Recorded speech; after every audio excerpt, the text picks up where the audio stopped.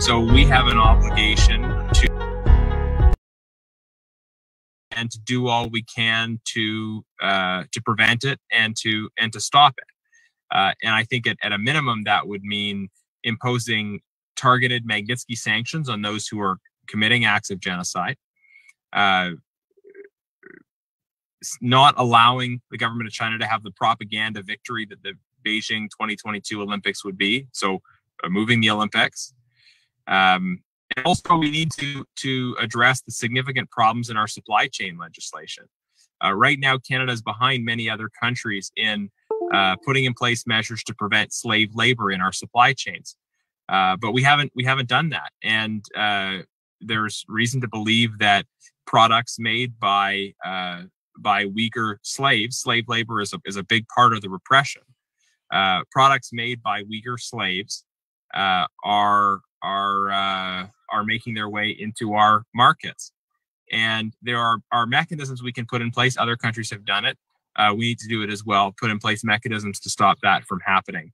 And to prevent Canadian companies from participating in or investing in other companies that participate in the tracking and repression of Uyghurs. So we have obligations, and there are things that we can do here in Canada that would make a difference. But the first step is recognition. And that's why we put forward yesterday a motion to recognize the ongoing genocide. It's a simple, clear motion, genocide recognition. There's an amendment to the motion from a Bloc MP to include relocating the Olympics as part of that motion, and we're supportive of that amendment. But it comes down to the simple motion we put forward, which is let's acknowledge the reality that's going on. We can figure out what we do next after that, and there's things we can do, but it starts with recognizing that there is a genocide happening, and therefore we have an obligation to do something about it. So the motion was debated yesterday. Conservatives, NDP, and Bloc are all supportive of the motion. The Liberals did not state how they're going to vote on the motion. In the past, the Prime Minister and others in Cabinet have refused to acknowledge that the genocide is happening. They've said more evidence is required, and I think that's absurd. I think the evidence is very, very clear. There's a lot of evidence, and various legal briefs have really testified to the realities here. The Prime Minister says he needs more evidence, but there are individual Liberal MPs who have said in the House of Commons that they will support the motion. So we expect the opposition parties to be united in supporting the motion.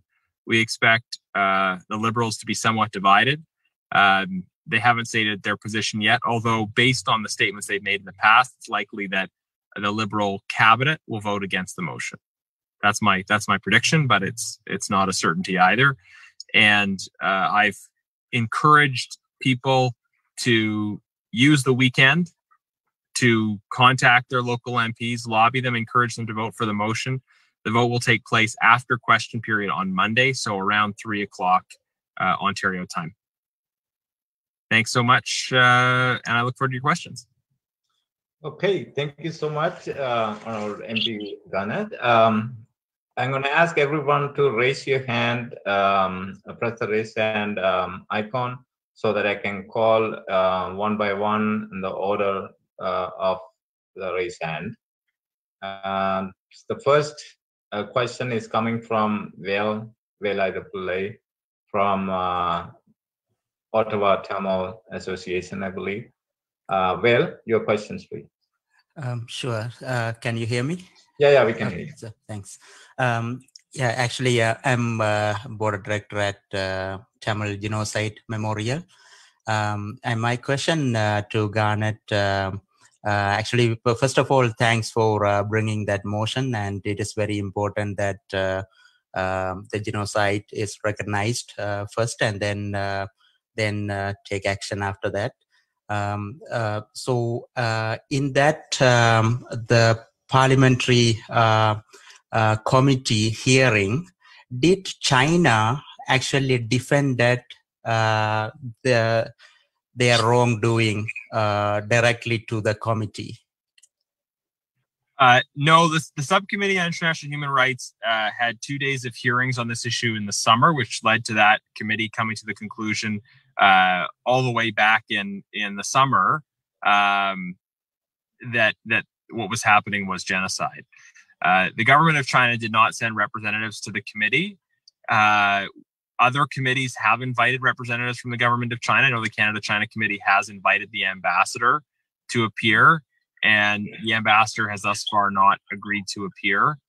The government of China's response to these to the situation is to claim that it's false, that it's made up, and to try to dismiss the images, or they try to. So when you show them the concentration camps, they'll say, "Oh, those are education facilities." Well, most education facilities don't have barbed wire around them,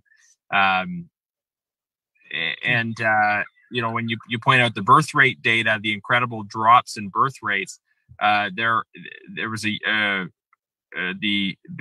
Chinese embassy in Washington had put a tweet out saying, "Well, this shows that through education, Uyghur women are no longer baby making machines." So these are their justifications, but I don't think anybody is denying the reality of what's going on. Really, in terms of seriously denying it, you have Chinese officials that are repeating a party line, but it's not a very convincing party line. Thanks. Thank you so much. With that, I have Sugu Balasubramaniam from the Tamil Journal. Sugu, your question, please.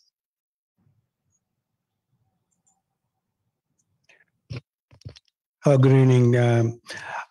Okay, I just want to find out, why is now, all this time that everybody knows China have a big issue for the human rights violation. And that's a first question, why now? And the second question is country like Sri Lanka. They had 40 to 70,000 people killed. And again, there's whatever happened in China, that's the worst that happening now in Sri Lanka. But this one, they put it on the, from 2009, they put it on the parliament. There's nothing, no party support or anything. Nobody didn't talk about it because of the country size or there's economic. But now when China start doing the genocide in Hong Kong, that's why they start doing this. But as a Sri Lanka, there's a genocide happened, but nobody won't agree that genocide happened. That's all the evidence and everything. Even Channel 4 has put all kind of evidence and everything. Why nobody? Because of the population size or there's an economic benefit to the country, why they are talking about China now? Can you explain me that? Yeah, why? Yeah. Thank you. Absolutely. Thank you for the question. So the question about why now in terms of China, which is your first question, there's no doubt that China has a long-standing human rights record that is very problematic. There has been an escalation, though, of the persecution in recent years.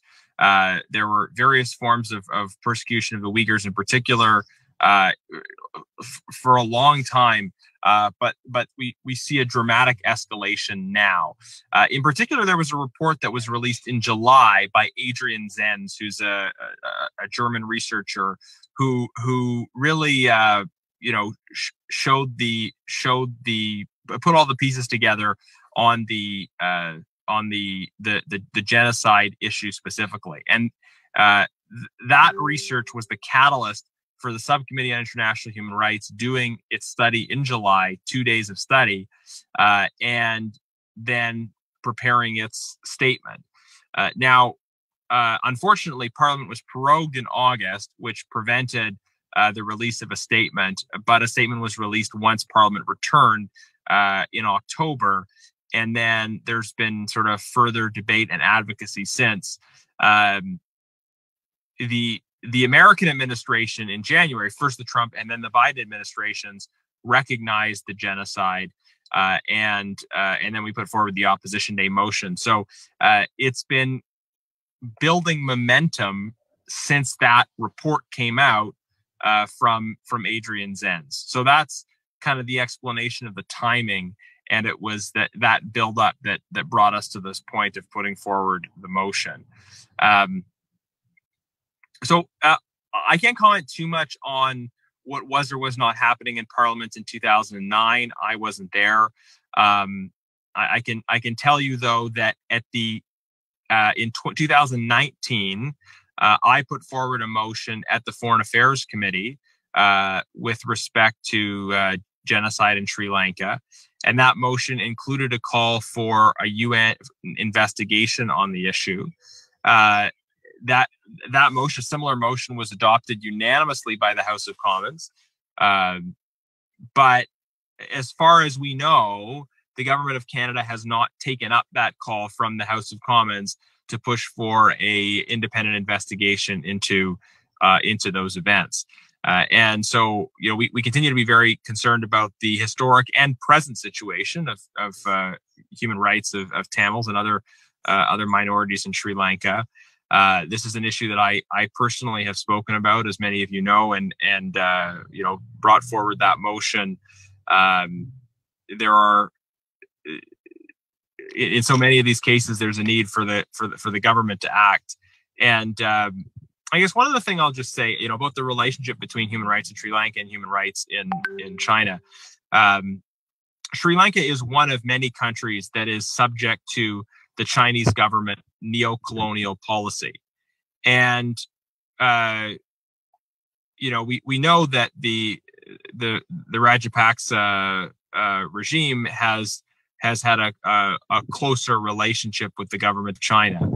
And so I think, you know, part of the particular concern about the both declining human rights situation in China and the escalating aggressive posture of that regime is that the government of China is likely to enable and support human rights abusers in other countries and share some of the technology of repression with them.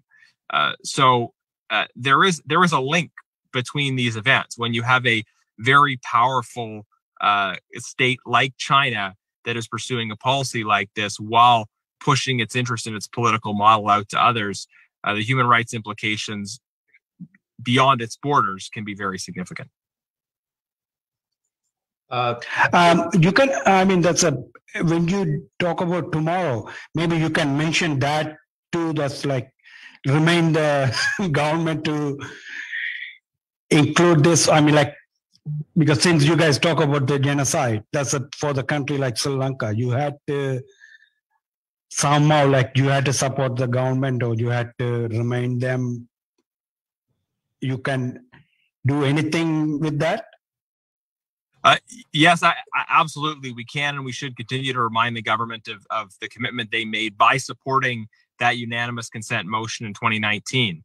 And I even in the midst of all that was going on with the Uyghurs, I posted a statement this week in response to the latest UN High Commission for Human Rights report about the declining human rights situation in Sri Lanka. So be assured that we continue to be on it, and we will continue to press the government on this as well.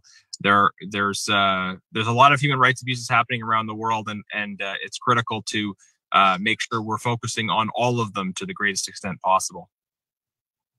Thank you, Sugu Balasubramaniam, for your questions and also the answer from MP Garnett. I just wanted to remind, or maybe I can mention, that as everybody knows, that the 46th session of the UN Human Rights Council is in March, only a few weeks left. And I don't know if MP Garnett, is that possible for you to speak about it before that session? To speak about the situation in Sri Lanka specifically. Yes. Yes. What I'm asking is that the regarding the 46 session, and then regarding the report that has been issued by the Human Rights Council to Sri Lanka. I think I sent you a copy of that too. Right? Yes, I've reviewed the report, and I posted a statement about it. It's on my social media, and I'm happy to look for an opportunity to raise the issue in the House of Commons as well. But I have already spoken on it, and certainly can commit that I will continue to. Thank you. So with that, I think Vail, you have another question, and anybody else who want to have a question, please raise your hand. Vail, you want to? Sure, thanks. Thanks, Garnet. And during the 2019 June, and then previously in February, you actually brought one motion for investigating genocide in Sri Lanka. And you mentioned that time the better way is to get that through the standing committee, the Foreign Affairs Standing Committee, and then have a hearing in Canada in addition to asking the UN, so that a 2 days or 3 days hearing can be done in Canada. So what's the prospect in order to do that in the coming months or this year or next year? What Tamil Canadians have to do in order to bring that the genocide hearing in Canada, and how can we do that?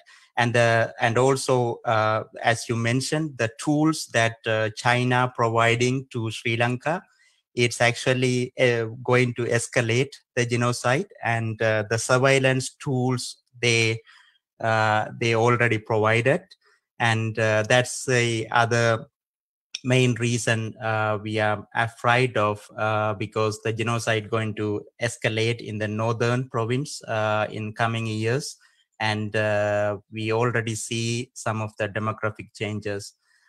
So my question is related to the either Parliament Standing Committee or a separate committee, that how can Tamil Canadians help to set up that committee to do the hearing of the genocide from experts and victims?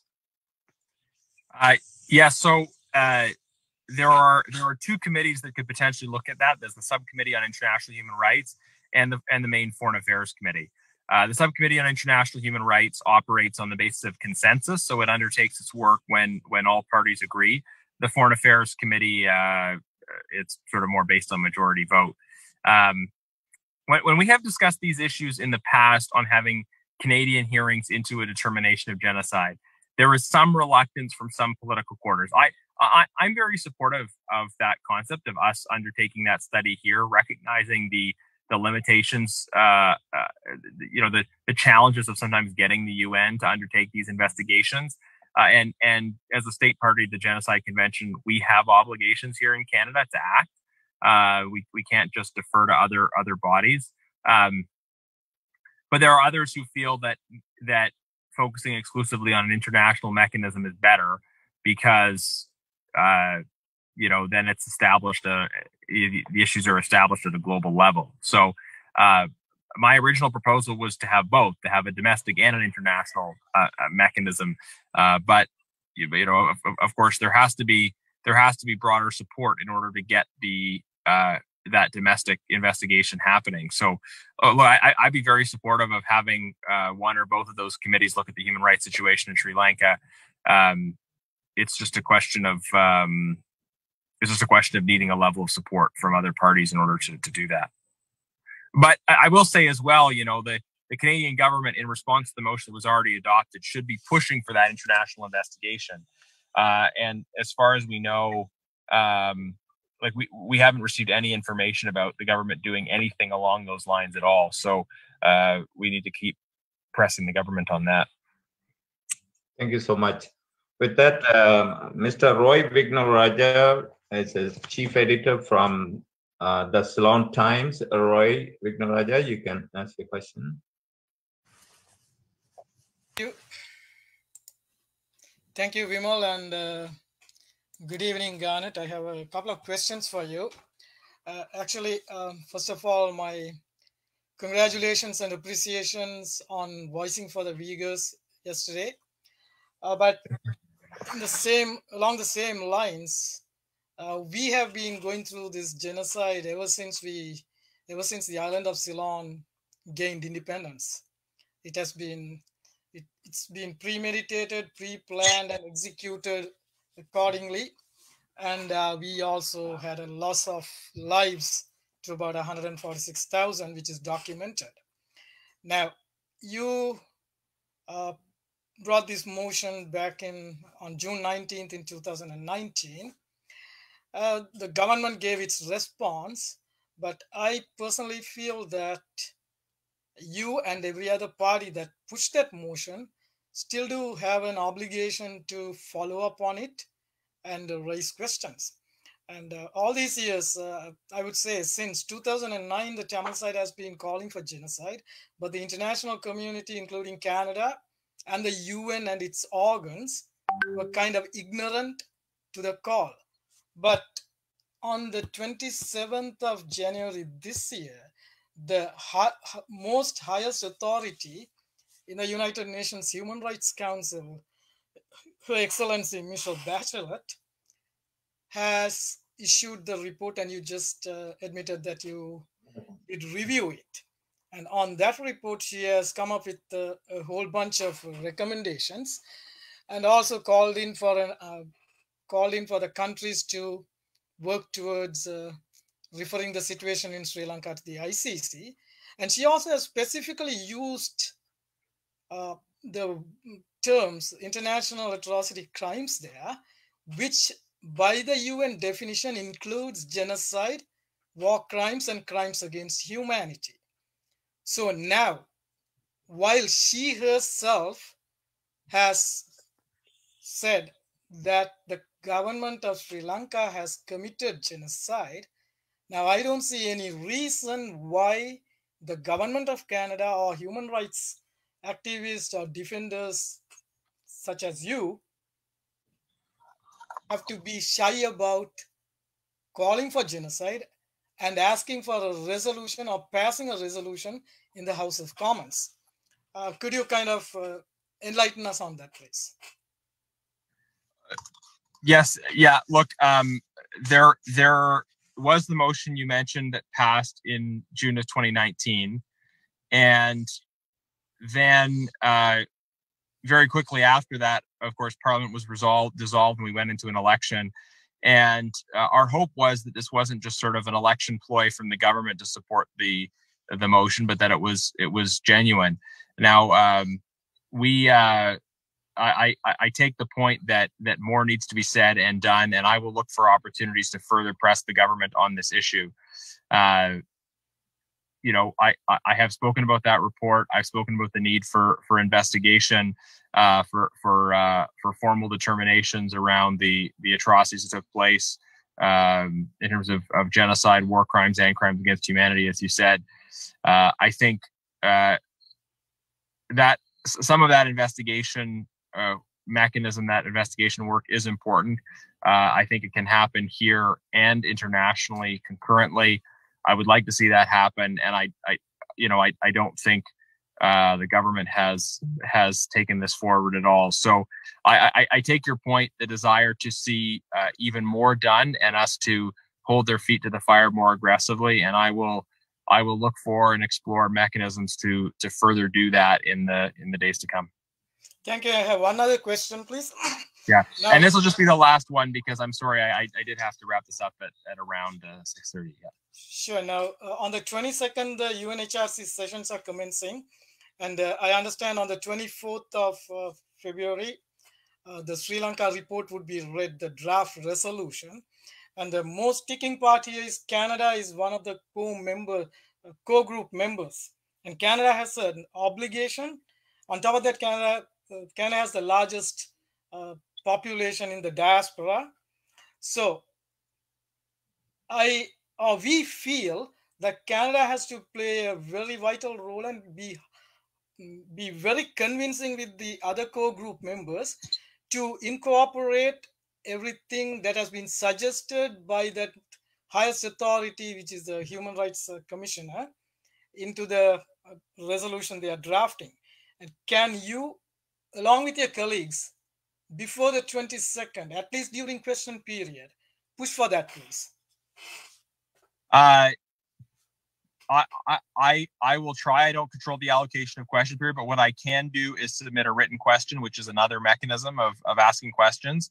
You submit a written question, the government has to provide a written response. So that is another way of providing the information. So I can certainly commit to asking the question to the government in either a written or an oral form, and maybe Katerina can follow up to get, because I'm not able to take notes where I am, but to make sure that we have the specific question you want asked, and we will ask it to the government.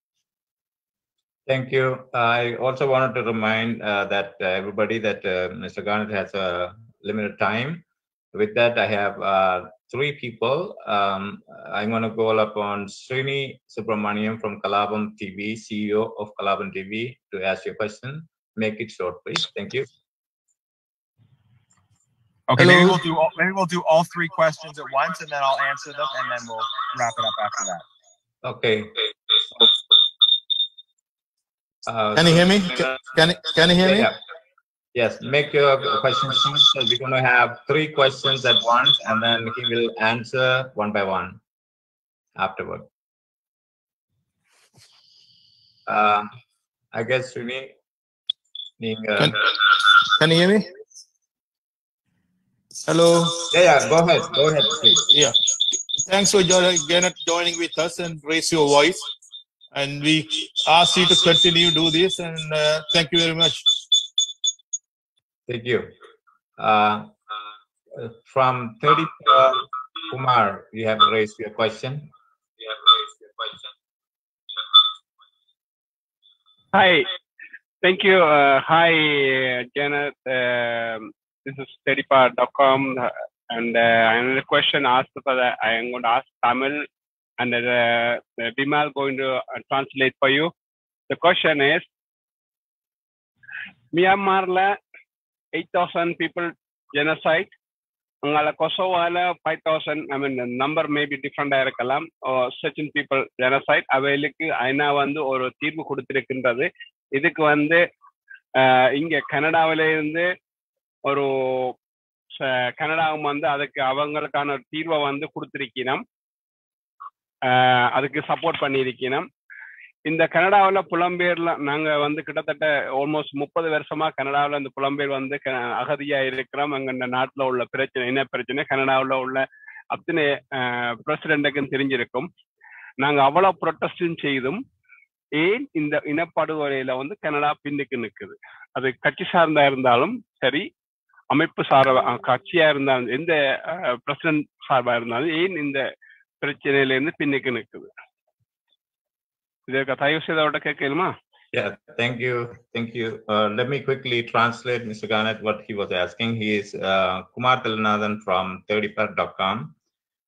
He was asking, since Myanmar, there was only 8,000 people, and not only, every 8,000 people were killed, and Canada being most supportive country to recognize their genocide, and also recently your motion was supporting. And since we are in Canada, we are as a Tamil community, we have been protesting and asking the Canadian government for the last 12 years why that Canadian government is hesitating to recognize or do something about Tamil genocide. And next question, if anybody else has the questions. If anybody else have questions, please raise your hand. Otherwise, I'm going to finish with these 2 questions. Mr. Garnett? Okay, sorry, I caught the one about why the government is hesitating on the genocide recognition in the case of Sri Lanka, but was there another one? Yes. Actually, Mr. Srini has only thank you, so that was not a question. Okay, all right, yeah, okay. So and thank you as well for listening and for the conversation. So, why the government's hesitated in the case of Sri Lanka? I mean, the current government has hesitated in the case of genocide recognition in every case, right? The current government is no more keen to recognize the genocide in China than in Sri Lanka. And governments are often hesitant to recognize these things, especially while they're happening, because recognition obliges a response. It obliges sanctions and potentially other action, and that can have that makes it harder to do other things the government might want to do with those countries. But we have to lead with our values, and we have to assess these things honestly, and we have to be willing to challenge other countries. The goal of our foreign policy should not be to get leaders of other countries to like us. Yes, when you recognize a genocide is happening, that complicates state-to-state relations. But our priority should be on human values and human dignity and standing up for what is right. Thank you so much. With that, okay. I have Thank you so much. Question. Mr. Garnett, one more question from our senior journalist and chief editor of Udayan newspaper, Mr. Logan Long in the Lincoln. And with that final question, we can wrap up the meeting if you don't mind. No, Vimal, okay. Vimal, I'm sorry, my apology. I have some issues with the system, so I was not listening. I couldn't listen to our guest speech today, so maybe next time I will be there too. Excellent. Okay. And maybe if you want to submit a follow-up question, then I should run because I've got another meeting I'm 10 minutes late for. But thank you very much. Great to chat with you. Thank you. Bye-bye. Thank you so much. Thank you. Thank you. Thank you, everybody, for participating with a quick notice. Thank you, Katerina. Yes. And this has been going live, and we're going to follow up with Mr. Garnett to see what else we can do. ஆனா இந்த இதுல நீங்க note பண்ணீங்களோ தெரியாது, அவர் அதை நேரடியா சொல்ல இல்லை. ஆனா கனடிய ஆளுங்கட்சியில ஏதோ ஒரு இஷ்யூ இருக்கிற மாதிரி எனக்கு தோன்றுது. இது ஒன்லி மை ஒப்பீனியன். அதை நாங்கள் ஒர்க் பண்ணணும்னு நினைக்கிறேன். அவர் சொன்னவரா? இல்ல, அவர் சொல்ல இல்ல, ஹெசிடேட் பண்றார். நாங்க கேட்கிற கேள்வியில அவர் அப்படி ஒரு போல தான் எனக்கு ஃபீல் பண்றேன். மெட்டாக்கள் என்ன மாதிரி ஃபீல் பண்ணினோம்னு தெரியல. அங்க ஏதோ ஒரு இஷ்யூ ஒன்று இருக்கிறதாக நான் நினைக்கின்றேன். அதாவது இப்ப நான் நினைக்கிற அளவுல அங்க ஏதோ ஒரு டெசிஷன் எடுத்துட்டுனா, so nobody need to talk அந்த மாதிரி ஏதாவது இருக்கு. Is Katrina here? Yeah. Hi, Katrina. You are muted. Yes. Okay, thank you. I couldn't unmute myself. I just wanted to ask one more time for the question that Garnett offered, that he would present it as a written question to the government, and we'll expect an answer from them. Can I please have that question one more time? The last question? No, it wasn't the last question. It was the question that the gentleman previously asked. Hold on a second, I will try to find. Mr. Logan? No, what he said was... I think it was Vel. I think it was Vel. Vel? And I think he asked a question that Garnett commented on, saying that he could... Somebody asked a question if he could... I think, yeah, it's actually... Yes.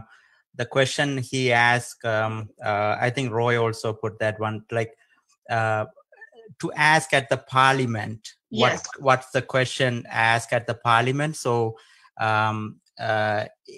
what kind of actions Canadian actually as a government take after the 2019 June motion? So the motion was passed that basically asking UN to investigate the genocide, but Garnett was initially proposing to have a standing committee or subcommittee to have a hearing on the genocide. So it's actually a follow-up question to ask the parliament what kind of actions taken place in order to follow up on that motion. And also, I think, yeah, Roy actually mentioned some the referral to ICC, I guess. Roy, Yes. can you clarify? Roy, you want to explain that, Roy? Yeah. Actually, now the UNHRC High Commissioner's report has highlighted every course of action that could be taken towards the government of Sri Lanka. And the best thing there is, like she has mentioned the terminology, which is atrocity crimes, which includes, by definition, by the UN definition, it says atrocity crimes means genocide, crimes against humanity, and